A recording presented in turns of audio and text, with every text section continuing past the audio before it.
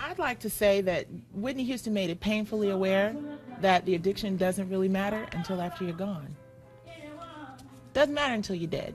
Michael Jackson, doesn't matter until you're dead. Everyone wants to know what Whitney was doing the night before, what Michael was doing the night before. What did he take? Everyone's in a frenzy to find out what these artists are taking after they die.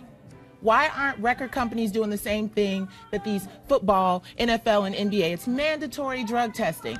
They got 360 contracts where they take everything else. Why can't they say in that agreement, you're going to be tested randomly? If you have an issue, why aren't there doctors that record companies work with on a regular basis that they know if you get sick, you go to this guy, because he's not just going to give you anything you want. And when you start taking anything you want as an artist or as a performer, then you should be held accountable for that then, Great not point. after you die. I like that. I love that. Ernie?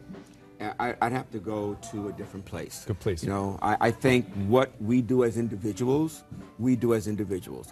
I've known a lot of people who were drug addicts that who they lived with didn't become a drug addict. So I don't think that's the real answer, Nikki. I love you, but I don't think that's the real answer. I like her. I'm a big fan of Music Cares. Music Cares is the Recording Academy's organization and foundation that actually does a lot to reach out to artists, especially artists who have fallen from grace, not necessarily drug issues, but who are having hard times.